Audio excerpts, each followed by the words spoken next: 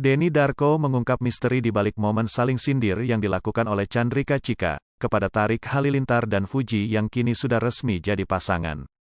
Lewat kartu tarotnya, Denny Darko menerawang kemelut mantan pasangan yang sampai saat ini masih viral dan disorot netizen.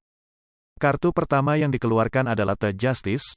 Ia menggambarkan sebenarnya tak menjadi persoalan bila membuat konten di media sosial untuk mengabarkan sesuatu. Apalagi bila dari sisi karakter yang bersangkutan ingin menyampaikan kabar dengan cara yang tak biasa.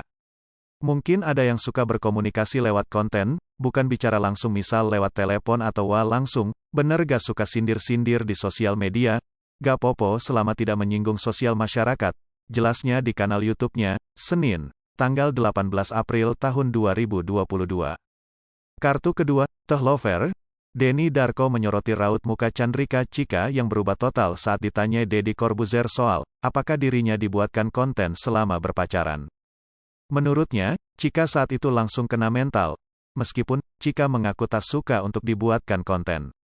Coba di sini yang wanita, ngaku deh pasti mau dipamerin sama pasangan kalian, ditunjukin kalau kalian love this life. Sama seperti kartu, gak ada satu cinta yang ingin disembunyikan, apalagi di umur-umur kalian pasti pingin tahu. Makanya konten Fuji Tarik banyak setiap harinya, mungkin Chika sangat-sangat membandingkan kok sama aku gak kayak gitu, jelasnya. Bukan kali ini saja, Chika menyindir Fuji dan Tarik sebagai pasangan konten. Sebelumnya, dia menyindir yang kontradiktif dengan pernyataannya yang mengaku hubungan mereka baik-baik saja. Hal inilah yang memunculkan anggapan netizen, Chika ini baperan, bermuka dua atau apalah. Saat di medsos bilang gini, di belakang dia gimana? Jelasnya sambil menunjukkan kartu Ace of Cup. Sementara itu, kebalikannya Fuji setiap kali disindir selalu lebih memilih diam dan banyak mencoba menenangkan para fansnya.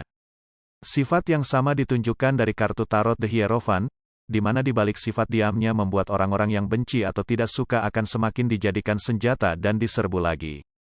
Sama halnya, ketika Chika merasa dirinya banyak dihujat karena tofu.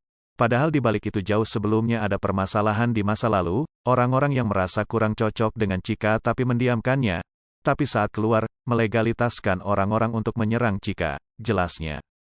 Denny Darko pun menyebut, sebenarnya Chika menjadi sosok yang baperan atau menganggap, bila Tarik tak sama Fuji dirinya tak akan baperan. Ini lebih ke masalah psikologis, makanya Tarik akhirnya buka suara.